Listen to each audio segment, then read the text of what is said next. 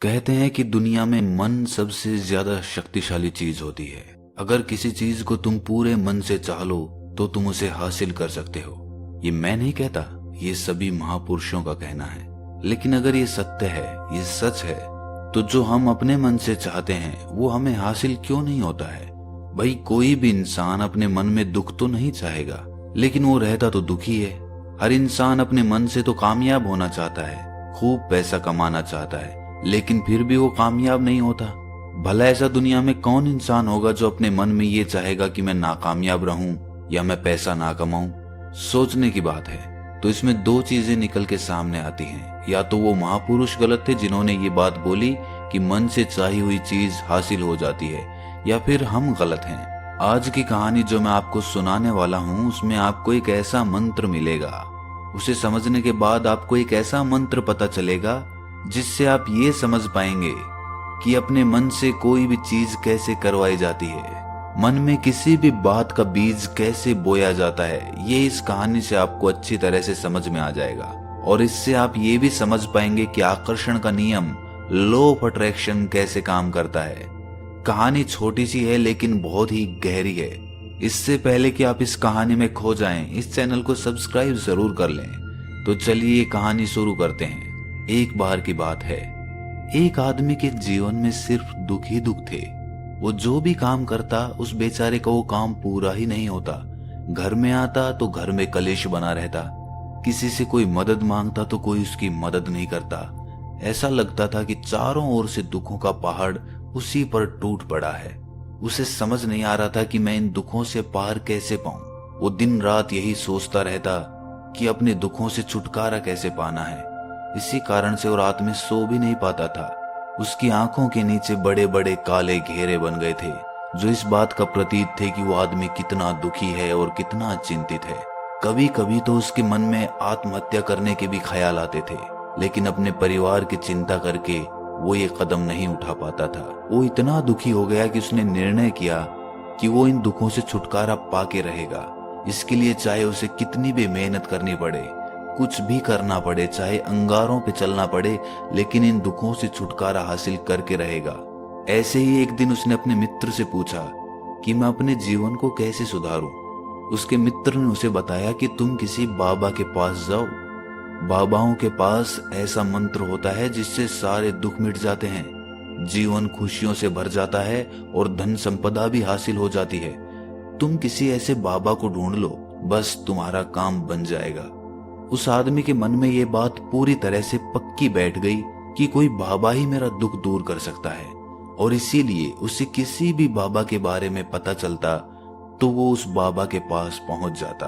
वो उस बाबा को अपनी समस्या बताता और उससे उसका समाधान पूछता और कहता कि बाबा, मैं कुछ भी करने के लिए तैयार हूं, लेकिन मेरी इन समस्याओं से मुझे छुटकारा दिला दीजिए। आप जो कहेंगे मैं वो करूंगा, लेकिन मेरे जीवन को सुधार दीजिए। बाबा उसे कुछ टोने टोट के बता देते थे करने के लिए, और बदले में दान दक्षिणा ले लेते थे कि ये टोना टोटका करने के बाद तुम्हारे घर में सुख शांति बनी रहेगी, बस इस टोटके को पूरी विधि के साथ करना। वो आदमी घर लौटकर पूरी विधि के साथ टोने टोटके करने लगा, लेकिन बहुत टोने टोटके करने के बाद भी उसके जीवन में कुछ बदलाव नहीं आया। इसके विपरीत उसका जीवन और ज्यादा दुखी हो गया। जो भी बाबा उसे टोना टोटका देता था वो बदले में उससे दान दक्षिणा लेता था, जिससे उसका धन भी धीरे धीरे खत्म हो रहा था। इससे उसके जीवन में दुख और ज्यादा बढ़ गए। तब उसे लगा कि बाबाओं के पास जाने से तो मेरे जीवन में दुख कम होने की बजाय बढ़ते ही जा रहे हैं, तो मुझे क्या करना चाहिए? बाबाओं के पास जाऊं या ना जाऊं? फिर एक दिन एक आदमी ने उसे बताया कि तुम अपने घर में किसी पंडित को बुलाकर हवन करवा लो। हवन होगा, घर शुद्ध हो जाएगा। कोई भी बुरी ऊर्जा होगी घर में तो वो घर से बाहर चली जाएगी।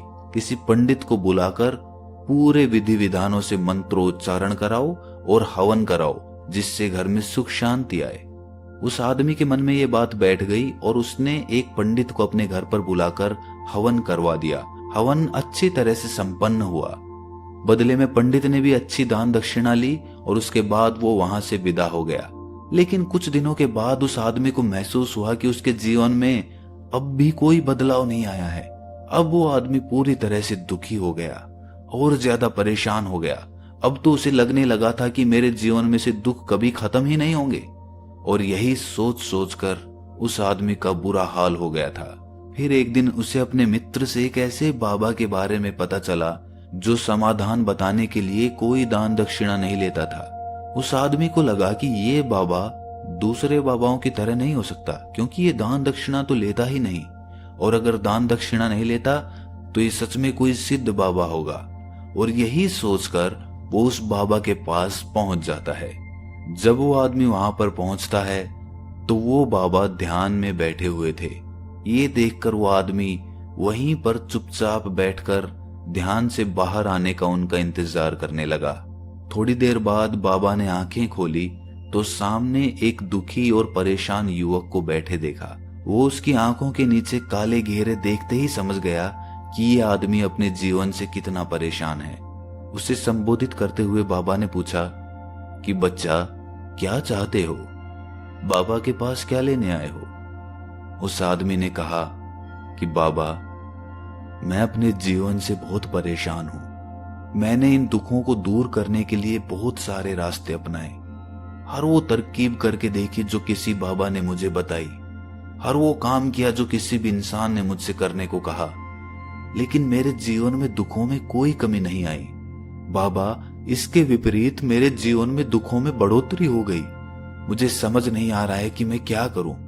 कभी कभी तो मैं आत्महत्या करने की सोचता हूं, लेकिन अपने परिवार की सोचकर मैं ये कदम नहीं उठा पाता। मैंने आपके बारे में बहुत सुना है बाबा, और मैं बहुत उम्मीद के साथ आपके पास आया हूं। कृपया करके मुझे कोई ऐसा मार्ग बताएं जिससे मुझे अपने दुखों से छुटकारा मिल जाए। मैं अपने दुखों से छुटकारा पाने के लिए कुछ भी करने को तैयार हूं। आप मुझे कोई भी रास्ता बताएं, चाहे वो रास्ता कितना भी कठिन क्यों ना हो, मैं उसको पार करके रहूंगा। बाबा ने महसूस किया कि आदमी तो सच में बहुत परेशान है। बाबा ने उसकी बात सुनकर कहा कि बच्चा, दुखों को दूर करने के लिए मंत्र ऐसे ही नहीं मिलते। मंत्र पाने के लिए कुछ करना पड़ता है। तुम कुछ कर सकते हो? ये सुनकर पहले तो उस आदमी ने सोचा कि ये बाबा भी मुझसे दान दक्षिणा ही मांगेंगे, लेकिन और कोई रास्ता ना पाकर उस आदमी ने कहा कि बाबा, आपको जितनी भी दान दक्षिणा चाहिए मैं देने के लिए तैयार हूं, लेकिन आपका मंत्र सच्चा होना चाहिए, वो पूरा होना चाहिए, उसका फल मुझे मिलना चाहिए। उसके बाद मैं आपको जो भी दान दक्षिणा लेना चाहते हो वो दे दूंगा। बाबा ने कहा कि दान दक्षिणा तो बहुत छोटी सी चीज है, मुझे वो नहीं चाहिए। इस पर वो आदमी सोच विचार करके बोला, तो बाबा, मैं अंगारों पे भी चलने के लिए तैयार हूं, आप मुझे बस आज्ञा दीजिए। बाबा ने कहा कि अंगारों पे चलने वाली छोटी चीज मैं तुमसे नहीं कराने वाला। मैं जो तुमसे कराने वाला हूं वो बहुत कठिन मंत्र है, उसे पूरा कर पाओगे? बाबा ने कहा कि बाबा, आप मुझे बताइए तो सही, मुझे करना क्या होगा, मैं कुछ भी करने को तैयार हूं। इस पर बाबा ने उसे कहा कि यहां से जब तुम अपने घर जाओ तो रास्ते में अपने मन में ये दोहराते जाना कि मैं सुखी हूं, मैं सुखी हूं, मैं सुखी हूं। बार बार अपने मन में यही दोहराना, और याद रहे जुबान पर ये नहीं आना चाहिए, ये सिर्फ मन में दोहराना है। ये सुनकर वो आदमी बोला, बाबा, बस इतनी सी बात, ये तो मैं चुटकी बजा के कर लूंगा, लेकिन इससे होगा क्या? बाबा बोले कि इस मंत्र को करके देखो, वैसे भी तुमने इतने बाबाओं के मंत्र किए हैं, तो इस मंत्र को भी करके देख लो। उस आदमी ने सोचा कि बाबा कुछ दान दक्षिणा तो ले नहीं रहे, और छोटा सा मंत्र है, इसे तो मैं कर ही लूंगा। वो बोला, ठीक है बाबा, मैं ये मंत्र जरूर करूंगा। वो आदमी ये कहकर वहां से उठकर चलने लगा, लेकिन जैसे ही वो चलने लगा, पीछे से बाबा ने बोला कि बच्चा, एक बात याद रखना, जब तुम ये मंत्र अपने मन में दोहराओ तो तुम्हारे मन में बंदर के विचार नहीं आने चाहिए, बंदर का ख्याल भी नहीं आना चाहिए, तो ही ये मंत्र सिद्ध होगा। वो आदमी बोला, मुझे तो आज तक बंदर का कोई विचार नहीं आया, तो अब क्यों आएगा? आप चिंता मत करिए बाबा, मैं बस मन में यही दोहराऊंगा कि मैं सुखी हूं, मैं सुखी हूं। इसके अलावा बंदर का कोई विचार मेरे मन में नहीं आएगा। ये कहकर वो आदमी वहां से चल दिया। वो अपने मन में मैं सुखी हूं, मैं सुखी हूं ये दोहराता हुआ थोड़ी दूर ही चला था कि उसके मन में अचानक बंदर का ख्याल आ गया। बंदर का ख्याल एक बार आया और चला भी गया, लेकिन उस आदमी ने सोचा कि आज तक तो मुझे बंदर का कोई विचार नहीं आया, ये आज बंदर का विचार क्यों आ गया। और ऐसे करके उसने उस बंदर के विचार को पकड़ लिया। वो ये भूल गया कि मुझे क्या मंत्र दोहराना है और वो बंदर के बारे में सोचने लगा। जब थोड़ी देर बाद उसे फिर से होश आया तो वो फिर से अपना वही मंत्र दोहराने लगा जो बाबा ने उसे बताया था, मैं सुखी हूं, मैं सुखी हूं। लेकिन अचानक से उसे सामने एक बंदर दिखाई दिया और ये देखकर उसके मन में फिर से बंदर का विचार उठ गया और वो अपने अंदर से इस विचार को बाहर फेंकना चाहता था। वो चाहता था कि मेरे अंदर किसी भी तरह बंदर का विचार ना आए, लेकिन उसे तो सामने बंदर ही दिखाई दे गया। ऐसे ही जद्दोजहद करते करते वो घर पे पहुंचा और घर पे पहुंचने के बाद अपनी पत्नी को कहा कि हे बंदरिया, मुझे खाने में बंदर परोस दो। और जब उसे एहसास हुआ कि उसने क्या बोल दिया तो वो अपने बाल नोचने लगा। वो दीवारों में सर मारने लगा कि आज तक मुझे बंदर का कोई विचार नहीं आया और आज मुझे ये क्या हो गया है कि मुझे हर जगह बंदर ही बंदर नजर आ रहे हैं। ये कैसी माया है। यही सोच सोच कर वो आदमी रात भर सो नहीं पाया। रात भर करवटें बदलता रहा और सुबह उठकर सीधे उसी बाबा के पास पहुंच गया और उसके चरणों में गिरकर कहा कि बाबा, पता नहीं क्या चमत्कार हो रहा है, आज तक मुझे बंदर का कोई विचार नहीं आया, लेकिन कल से जब से आपने मुझसे कहा कि बंदर का विचार नहीं आना चाहिए, तब से मुझे हर जगह बंदर ही बंदर नजर आ रहे हैं। उस आदमी ने कहा कि बाबा, मुझे तो आपके पीछे पेड़ पर बैठा हुआ बंदर भी केले खाता हुआ दिखाई दे रहा है, ये हो क्या रहा है बाबा। ये सुनकर बाबा हंसने लगे। बच्चा, मन का जाल एक ऐसा जाल है जिसे समझ पाना इतना आसान नहीं है। बंदर तो तुम्हारे रास्ते में पहले भी आते थे। जब तुम मेरे पास आए थे तो इन्हीं पेड़ों पे ये बंदर घूम रहे थे, लेकिन तब तुम्हारे ध्यान में ये बंदर नहीं था, तब तुम्हारे ध्यान में सिर्फ अपने दुख थे। इसके बाद बाबा ने उसे बताया कि बच्चा, हम जिस चीज से भी दूर भागना चाहते हैं वही चीज हमारे मन में बहुत गहरे में प्रविष्ट हो जाती है, वो हमारे अंतर मन में समा जाती है। असल में हम जिस चीज से भी छुटकारा पाना चाहते हैं उससे छुटकारा इसीलिए पाना चाहते हैं कि वो हमारे साथ बहुत गहरे से जुड़ी हुई है, और हम जितना ही उससे छुटकारा पाना चाहते हैं वो उतनी ही गहरी हमारे मन में बैठती चली जाती है और आखिरकार वो हमारे अंतर मन में छा जाती है।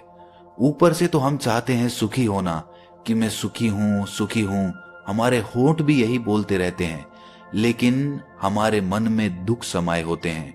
हमारे विचारों में, हमारे मन में हमें दुख ही दुख दिखाई देते हैं। इसीलिए अपनी जुबान से बार बार ये बोलने से कि मैं सुखी हूं, मैं सुखी हूं, हम सुखी नहीं होंगे जब तक ये मंत्र हमारे अंतर मन में प्रविष्ट नहीं होगा। इस पर उस आदमी ने पूछा कि बाबा, लेकिन ये मंत्र हमारे अंतर मन में प्रविष्ट कैसे होगा। ये सुनकर बाबा ने कहा कि बच्चा, अपने दुखों से लड़ना बंद कर दो। जब तक तुम अपने दुखों को दूर करने की सोचते रहोगे तब तक वो दुख तुमसे चिपके रहेंगे, तब तक वो दुख तुम्हारे अंतर मन पर अपना राज जमाए बैठे रहेंगे। और जिस दिन तुम उन दुखों के बारे में सोचना ही छोड़ दोगे, उन दुखों से छुटकारा ही नहीं पाना चाहोगे, उसी दिन से तुम्हारी जिंदगी से दुख गायब हो जाएंगे।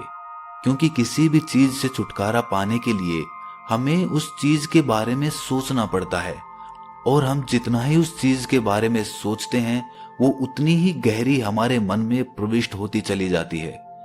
हम अधिकतर समय दुखों के बारे में ही सोचते हैं। हम यही सोचते हैं कि हमारे जीवन में दुख है और हमें इससे छुटकारा पाना है। इसी वजह से बार बार सोचने से वो दुख हमारे अंतर मन में प्रविष्ट हो जाते हैं और हमें एहसास भी नहीं होता। इसीलिए अगर तुम दुखों से छुटकारा पाना चाहते हो तो दुखों से छुटकारा पाने के बारे में सोचना छोड़ दो। तुम्हें दुखों से छुटकारा मिल जाएगा। अक्सर आदमी धूम्रपान छोड़ना चाहता है, शराब छोड़ना चाहता है, सुबह अपने आप से ये वादा करता है कि मैं कोई भी गलत काम नहीं करूंगा, लेकिन शाम को जब लौटता है तो नशे में चूर होकर लौटता है। ऐसा क्यों होता है कि जो हम सोच रहे हैं वो पूरा कर ही नहीं पा रहे हैं? असल में हम उस चीज को बहुत ज्यादा तवज्जो दे रहे हैं, उस चीज को बहुत ज्यादा अहमियत दे रहे हैं। जब भी हम उस चीज को छोड़ने के बारे में सोचते हैं तो हम उसकी इम्पोर्टेंस यानी कि विशेषता और ज्यादा बढ़ा देते हैं। हमारा मन उस चीज के बारे में जितना ज्यादा सोचेगा, शराब या धूम्रपान छोड़ने के बारे में जितना ज्यादा सोचेगा, हमारा मन उतना ही उस चीज के पीछे ज्यादा भागेगा। हमें उस चीज से लड़ना नहीं है, बल्कि बिना सोचे गुजर जाना है। और अगर इस मंत्र को हम समझ लेते हैं तो हम अपने जीवन में जो भी पाना चाहते हैं उसे अपने अंतर्मन में डाल सकते हैं।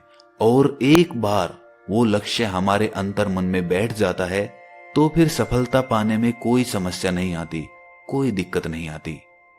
तो दोस्तों, कैसी लगी आपको ये कहानी कमेंट सेक्शन में जरूर बताएं, और अच्छी लगी तो इस चैनल को सब्सक्राइब करना ना भूलें। तो मिलते हैं अगली कहानी में, तब तक के लिए अपना ख्याल रखें।